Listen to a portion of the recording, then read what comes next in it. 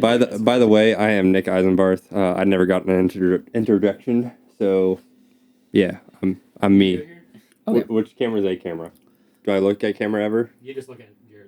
I mean, you can look. What if I have a wink that I need to throw in there? Okay, look at You the one you next can. to Yeah, I mean, Can't copy you. okay. Well, whenever Marcus and I do this, we're gonna look literally like twin brothers. So, we looked like twins yesterday on a customer support meeting. But okay, well, so this More Than a Van is talking about the MOOV, and I think most importantly, probably the evolution of the MOOV, and talking about really concept one, and then what I'm going to go ahead and classify, because I'm the one talking, not Kaylee Teamy, is going to be concept two, and then really what we have put together for production itself. And so to go back to the beginning, people have probably heard me kind of talked about how the MOOV kind of came to life, but to kind of jump through the hoops, obviously, like Nick, you were a big part of it. Honestly, the biggest part of it, but it was, what would that be? That'd be almost 2.5 years ago. We got the opportunity with our relationship with Ford and being QVM certified that we worked with Ford themselves, Ford Marketing, on the very first transit trail concept, which is the van that you see in all the marketing, all the publicity, and you see that everywhere. So basically, if you look at any Ford publication where they are marketing a Ford transit trail, that's our build on the inside. And so, as you know, basically it came in as a cargo van with an air vent, and it had all of the additional accessories, I guess you could call it, on the exterior, with the body mold trims, the factory steps, have that more rugged look. The all-terrain tire coming from factory, larger all-terrain tire. Wider stance. And with the lift, it's a motor drop. I guess, is that correct to say? And so, so with that build, working with Ford, basically we got after it, and it was our first go, and we knew we'd been hounded forever to build on a cargo. And so myself, you, and a lot of the team here, we dove in to make that an opportunity to build the first transit trail and what would be also considered the VanDOit MOOV trail. So in the publications, what you see there and a few videos we've done, that would be considered concept number one. Correct. And so let's see here. We roll into the fall/winter. The transit trails released with our concept number one out in that unit running across the country, being published everywhere. And so, the interest started coming on people wanting to order transit trails, people wanting to order the upfit in the transit trail. And so at the same time, we really started looking at the commercial side of the business, and kind of between myself, you were a big part of a lot of conversations. It was a matter of the cargo chassis opens so many doors for us. How do we best attack it and approach it? And through knowing portfolio management and all those things, we also ventured into the commercial side of things with the cargo, not just the trail, but the cargo chassis, which, for disclaimer, the transit trail is a T350. Same measurements, same body, same everything from the internal our upfit. Our upfit that goes inside a transit trail is the exact same upfit internally that goes into just a standard cargo. And so what we're sitting in here today is a commercial unit that we built back last spring, technically. And with the launch of commercial, and we started building the new ACM materials, everything that we started diving into, we realized, I think, from concept number one, we realized we got to figure out how we work through the concept number two that would be considered what we're in today, which would be also what you see like in this photo, That would be like your walkthrough video you did. Correct. With the cubbies on the sides, the build out, how you see it. If you go to the VanDOit's website currently, you're going to see concept number 2. And we built a few of those build outs. We built a lot more for the commercial side, trying to figure it out. But I know from like requests that you remember and I remember, it started being a matter of VanDOit's bread and butter is passenger safety, complementing forward, and not taking away the curtain side airbags, basically making sure that the rear passengers are safe for traveling, which is VanDOit's whole thing. It's what the live and the do are fully built on. But as you know, and I know, when the sales team comes calling, because we've already tried taking care of needs that people wanted, how do we approach doing the new build that we're talking about, the concept number 2? How do we take that and how do we actually do it on a passenger? So MOOV originated from the Ford Transit Trail, being the first ones working with Ford on that build, as a concept number 1, to roll into a concept number 2 that really refined what we did the first time, but to come full circle to now what we have in production as the production moves, the MOOV cargo, and the MOOV passenger, with the new style at which you see. So I think a question really for you, Nick, is why did we forgo some of the look and finish in the concept 2 to now bring to life what you can order and you can get your hands on, what would be considered the MOOV production units? Well, I'd almost start off with a lot of the builds that we did do on this, specifically commercial related. So we learned a lot through that process on like utilizing space and maximizing as much opportunity within the van, because it is a small space. So it's like, how do we maximize that? So we found some of the limitations that this kit provided. Example being this cubby. There's edges here that it's kind of binding in certain ways. We built it around monitors, and then we started stacking 2 monitors high, and we were like, well, this doesn't work. So how do we make it better? Right. Another big thing that's different is the pillars themselves. So that was a big restraint when it comes to trying to fit seating back into it. Also kind of opens it up by getting rid of them. So it opens up the chassis quite a bit.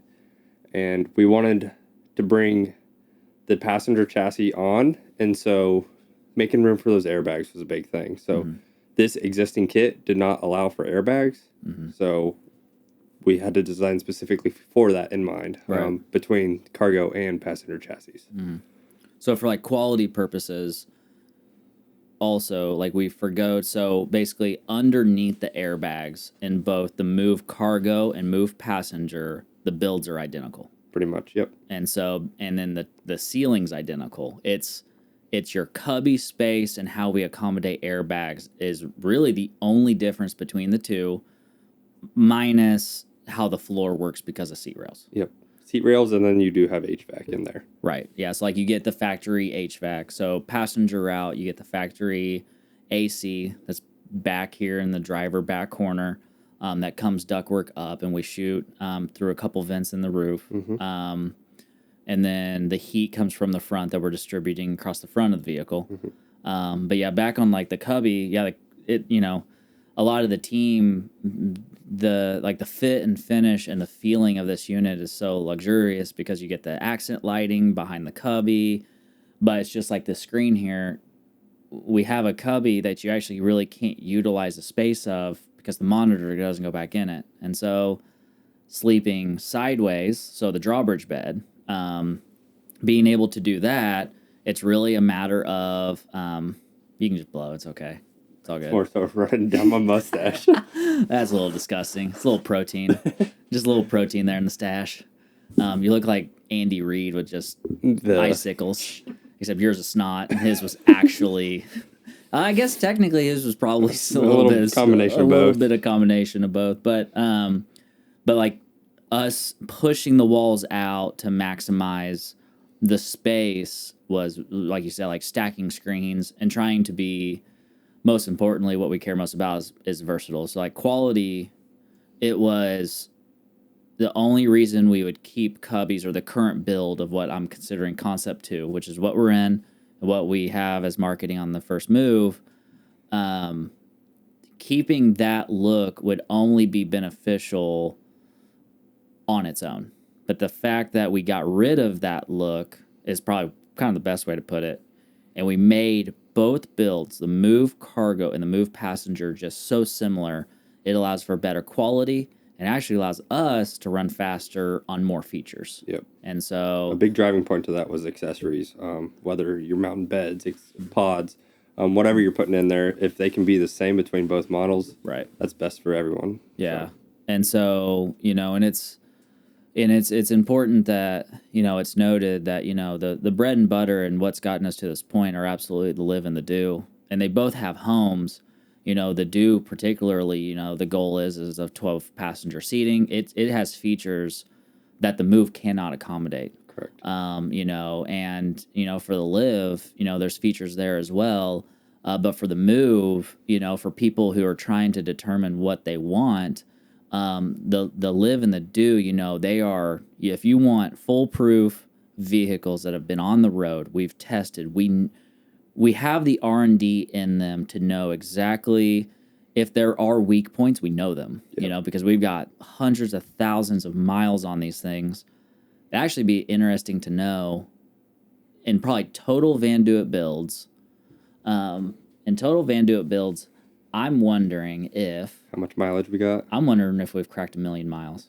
And I will bet you, I could probably say... Oh, we for sure have. Because I'm betting you average 40... Let's just say 40,000 miles. Average 40,000 miles times... we for sure have. Probably on total units, probably... Oh, yeah, I'm going to blow it out of the water. Oh, yeah. So if you do 40,000 miles as an average across 900 units, which I think we're now about 1,100 total, I think, you're 36 million miles tested. A little bit more than 1 million. A little bit more than 1 million. You don't feel good. My head hurts. I don't know. Math ain't working today. But 36, that's a big number. 36 million miles that the do and the live have proven themselves with. And so, with that, the live and the do, that's where we know what we're getting, the customer knows what they're getting, and we know everything about it. Having said that, MOOV was a concept 2.5 years ago. We're building for the first time for production on a cargo, but it is the same power system, some upgrades, but, it's still our tried and true, Navico group with the Master Volt. We're introducing things like C-Zone. But it is so much of the norm. I mean, we're using the same materials with new materials that only show true to being stronger in a lot of cases. And because of your expertise and the team we've built, we're just being smarter with how we build. And so even though it's new, it is built off the backbone of the live and do. But probably the biggest part of this, and Austin, what kind of time we got left, buddy? You have 7 minutes. Okay. Now 6:45. And so I think the biggest part is that taking the live and do and what we've learned and what all of our customers have used, and then morph it into and I know you and I have had this conversation so many times, Brent and I, just collectively as a group, if we are going to build a new model, it has to check every box that our customers have not been able to check with us in the past. And so I would say most importantly, it's not just that it's a new model, it's just answering all the questions we've gotten, and so built-in overhead storage.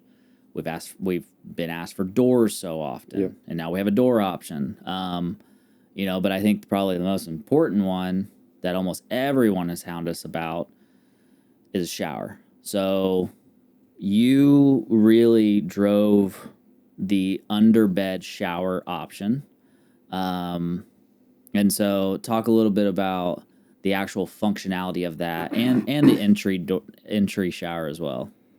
So with anything in a van, it's like you hate to have something that take up one use or space for one use.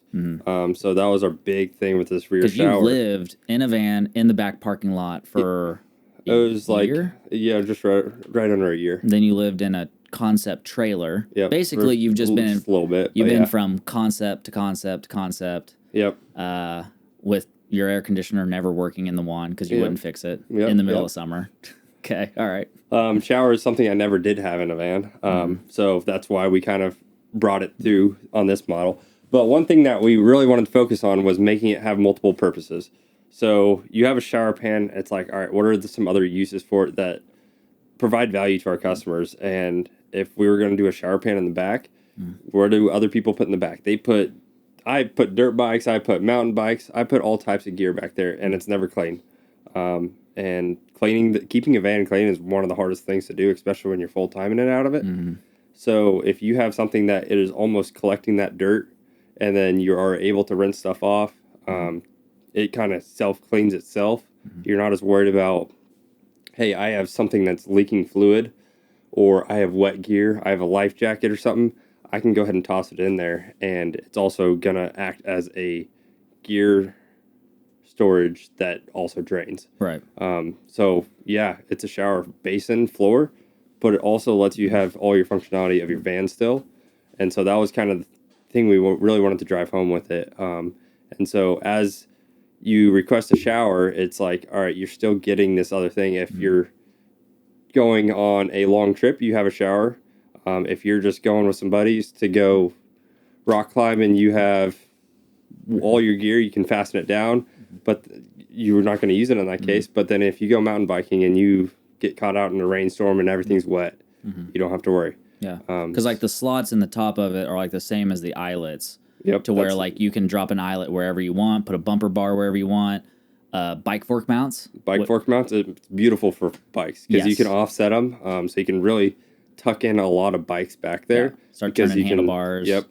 Yeah. And so like the biggest thing with the rear shower, it's almost less shower and it's more and drip pan is like it's a really low level, unvaluable term, but it really is that ability. It's kind of like so we call the underbed area the garage. Yep. It really is like your garage at home. You can pull your vehicle in, and if it gets muddy, power wash it out. Yep. That's really what we're giving. What they make floor drains for. There you go. And so we're basically, and that's the biggest step. Now I know from traveling with my wife, she's traveled in so many different vans, and a big hitter for her has always been having a shower. And the van that we took on a traveling, we went down to Bentonville. We had shower in the back that we were going to use and test, but we also kind of just threw in last minute kind of an entry door shower for what the heck. Yep. And to that feature, it's just that ability, especially if you're in a long chassis, tighter space. Most importantly, I will say for me, not just me but my wife, it's a matter of we can use a space that makes sense because it's a dead space anyway. And we can use it for a shower, and we do not have to move the bed. Yep. The biggest thing is you do not have to move the bed. And it does still have that same pattern if you do want to mount eyelets to it. It's kind of hard because it's such in the walkway space, right? To mount stuff to it. But we still have the double utilization of it's a mat that drains. So in winter, you come in with snow on your boots. You have a spot inside the van to keep your stuff that you're going to use, and it's able to drain. There, and you don't have to worry about it making a mess and spreading back to dry something. Right. And which, and then people I know would ask, I'm going to ask just here, if I got a floor drain system that can operate as a shower in the rear, because the back one has 2 drain holes, I think, in it. So depending on the chassis. So for an EL, it'd be 3. 3. Yeah. So it's not like everything's draining to 1. I mean, it's a lot of water control.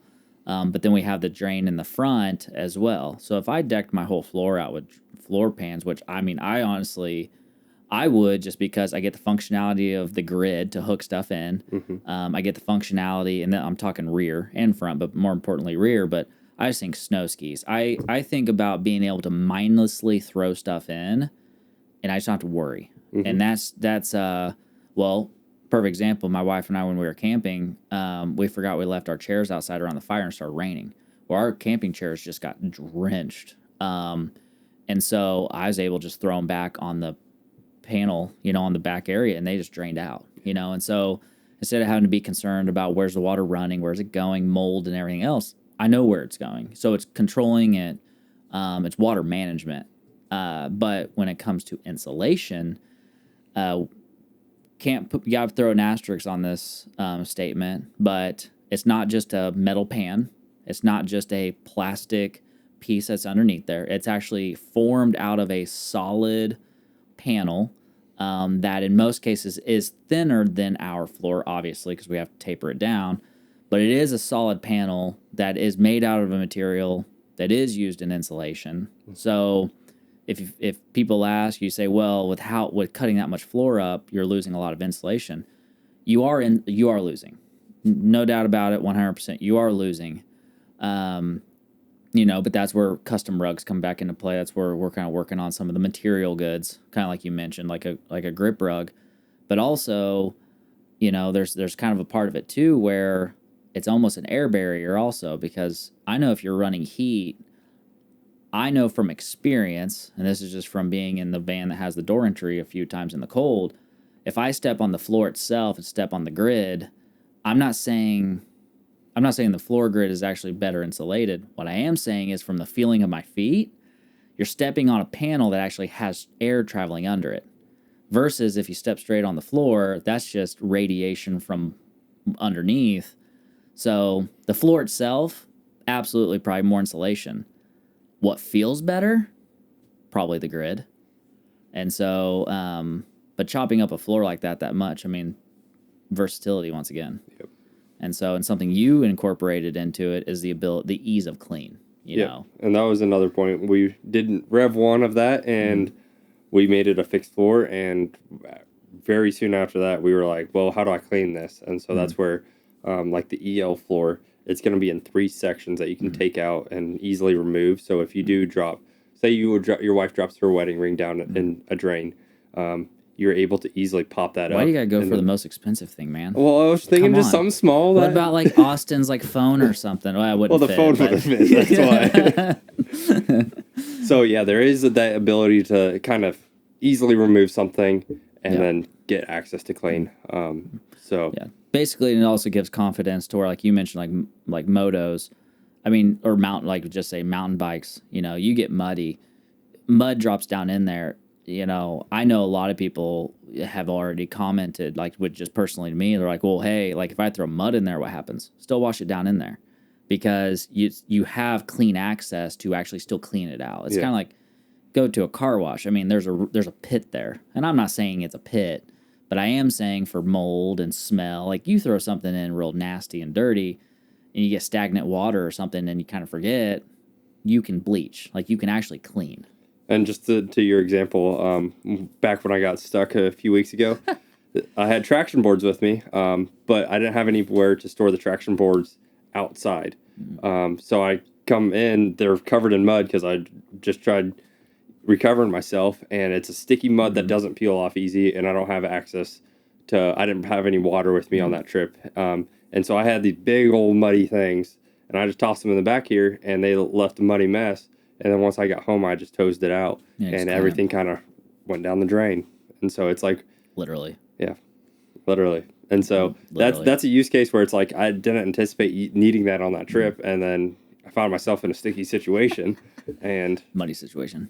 There we go. The disclaimer: don't pull off on the side of a half frozen road when the ground underneath isn't frozen yet. Yeah. Disclaimer. Yeah. You'll sink down to probably your axles. Just also, somehow you continually keep taking vans that either have street tires on them to go off-road, or you take a van that has a bumper but no winch. Somehow you find a way, and that's how you just end up constantly finding yourself. Makes the situations interesting. It makes something interesting. So it makes a long day for Emily. We'll just leave it at that. But the last thing I think on the shower pan too is, I think it's also a matter of, we talk about like that floor grid, and for anyone who asks, I'm not going to say we kind of fell upon this luckily, but it was a question of like dogs and their feet and trapping their toes. and I went into a pet land, I think is what it's called. And I sent you a photo of it literally when we took that first shower pan, and I was like, it's the same exact grid. And I asked the people there why, and they said it's because the gap is wide enough and long enough that any dog who puts its toe in there can actually turn and pull it out. It's, it's tight spots where you got to be really cautious with dogs, cats, toes. The gaps, they're good to stand on. It actually gives you a lot of foot grip because you can your foot will actually kind of contour to it. And it is a thicker panel too, so that It is also helps thicker. with pet paws. Pet paws. Pet paws. Pet hands. So, but really the MOOV, the evolution, I know we got off on just a tangent on the shower pans, drip pans, water catchers, water management, gray tanks. But all keywords, Austin. The biggest part of it is to come full circle back is on the all new MOOV Cargo and MOOV Passenger, they bring to the table on cargo versus passenger. Do you want rear passengers or non? The kits are the same, minus the variation for the head or for the airbags. But for quality purposes and just control, they're extremely similar in the nature of their build. We're making the power boxes the same between the two. It's one model, two sub models. We'll probably release packages over time to help bring options together. But the MOOV really, its whole nature from concept one, working with Ford on the first transit trail that we actually still have here in-house. Yep. To what you see in the photo, to the MOOV concept 2, and what we would consider kind of our first round of commercial units. We used all those experiences in a very fast manner to realize, let's make it all one. Let's make it all consistent. Let's bring the multiple bed options to one build to maximize versatility. And that's now the MOOV that we're building for production. That is a MOOV Cargo, and it's also a MOOV Passenger. Correct. So it's a whole lot of craziness in 2.5 years, and amazing hard work by you, the team, and everyone else for us to get ourselves to a singular platform that allows us to just maximize what all customers have asked for. Best way to put it, I think. We hit a lot of points that they've been asking for a long time. Yep. So. Yep, and for shout out to Sharon Crandall, now we now don't only have white countertops, we now have other white countertops. So we have other colors. We have 2 color packages that you can choose from. And most importantly, we've always been hounded on, I want to make it homey. There's still no wood, still not plush. We have added and do plan to add a lot more fabric. Yep. With our team of fabricers. We'll leave it at that. And the different fit and finishes. But, they're still materials that are easy to clean. It's still rugged, still not screws. It's bolts. If anything, we got rid of more screws. And basically strengthened up everything that we do.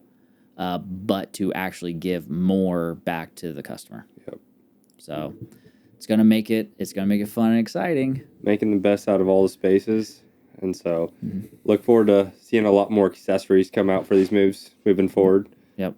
That's kind of the next step, and so we'll see where that takes us. Absolutely, Austin, we good, buddy? There you go. Sweet. A little over, but it was a good conversation. Starting to get decent at this.